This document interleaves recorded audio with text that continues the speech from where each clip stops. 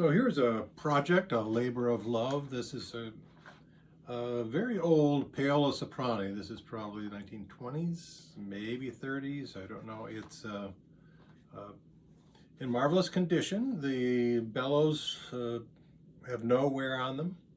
Um, but it had a number of issues when it arrived here, which I've addressed. Um, in no real particular order, but it did have some leaky pallets, so I repadded the treble side completely. So for the pallets were all removed, and I aligned the metal rods that the pallets are connected to, so they lined up right over the middle of each of the sets of holes. This is a 3-voice instrument, and put new cushioned leather pads on it to quiet the action. And I use hot glue to hold those pallets, but this style, it isn't this exact one, but it's similar to this, has the fairly long straight section of steel rod where it is on the pallet. Well, if you just glue that down flush, it doesn't allow for any wiggle room this direction, which is important. For the ideal thing for a pad is you have a little bit of wiggle there and you have a little bit of wiggle this way, so that it makes sure it lies flat. I've got a picture of what happens when it's not flat. Often it'll be closed at the top, and then you'll see a gap at the bottom, or vice versa. It's closed at the bottom and not at the top. So this flexible hot glue allows for a good amount of flex, so that it really does find its flat spot there. So I did that on the treble side, and what else? Another sort of large project was, well, not that large, but it has a stop on it, but the cap, I don't know what was on there originally, was completely missing, and it was the metal molded lead or zinc end on it was chipped and sharp on the fingers and not very pleasant. So I found an old broom handle as a donor, and carved a new cap off of that. I've got pictures of that, and put a little turned a little inset on the inside so I could properly glue it. I even drilled a couple holes through that metal top on there, so that the glue wouldn't just be a single plane. It went through the holes and will really hold it on whether you're pulling or pushing. So turned it on the lathe and sanded it and polished it.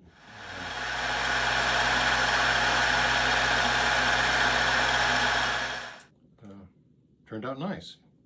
What else? It did have a cracked back. It had several issues back here. There were some cracks in the back, and this air lever was completely missing. So for the cracks, I actually put 2 cleats on there across some of the larger cracks, and then glued it with 2 flat plates on either side, so I glued it nice and flat. And with the cleats, it should stay good and strong. I've got new grill cloth back there, and I found an old ebony key from a pump organ. It was one of the black keys, and I carved it down, made it a little bit smaller so it would fit in here. I modeled this after one of the other old Paolo Sopranis I have, so it's made in the similar style with a little flexible metal hinge on it. So happy with that, how that turned out. I've got some other pictures of that. What else? Grill cloth back there. It did have some rusty reeds, so I had to clean them up. Not only there was rust, there was really crud and dirt around some of them. So I've got some before and after pictures I'll show now, where I really cleaned that up, cleans it up nice, gets all the rust off of it. And then I have a mixture of oil and a solvent like alcohol or acetone, like a 10-to-1 ratio. So there's just a small amount of oil. So I put that on there. Most of the volatiles will evaporate off and leaves a very, very thin coating of oil, which won't affect the tuning, but provides protection from future rust.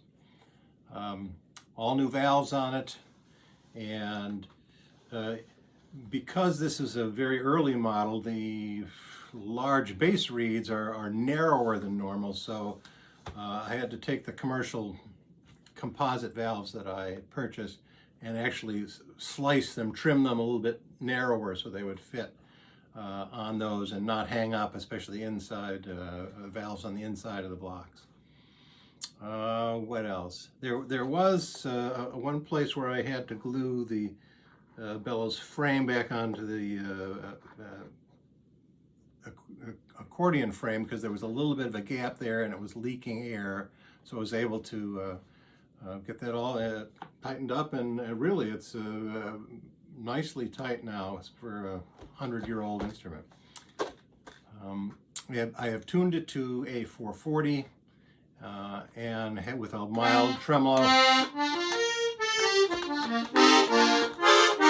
And of course it has this stop, so it has a lower set of octave reeds. And I use the Viennese style tuning where one middle reed goes higher and the other one goes low.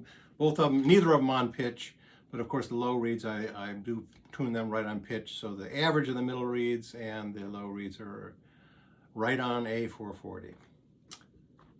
Oh, I'm sure I've forgotten something, but these it didn't have shoulder brackets.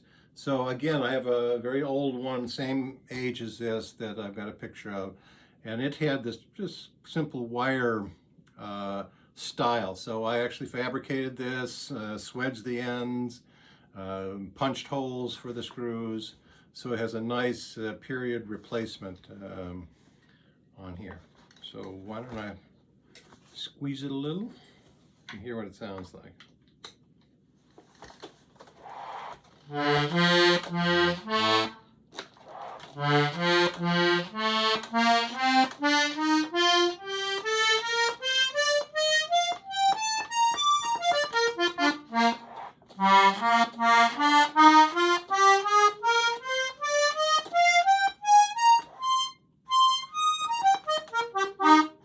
I'll bring in the lower reeds.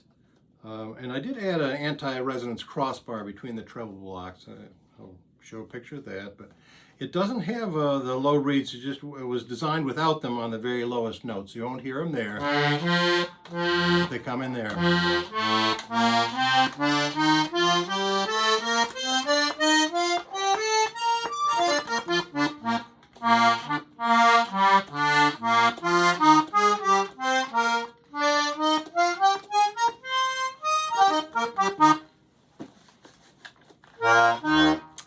It was also missing one of the bass buttons, caps, so I was able to find one similar. It was a slightly larger diameter and a little thicker, so I had to trim it down a little thinner and take a little bit off the diameter, but it matched fine now.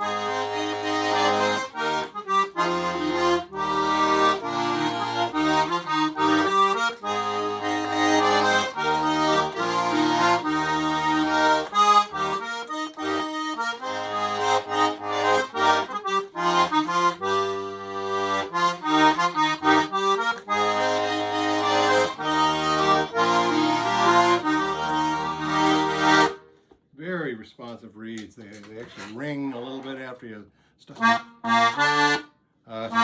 playing it. I love it. They were very responsive when I was tuning them. So that was with the low reed in.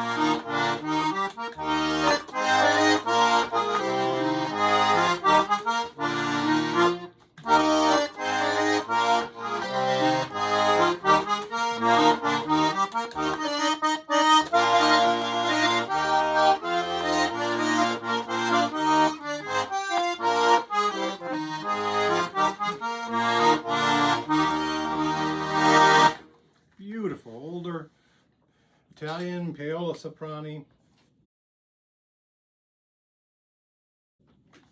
3-voice, restored.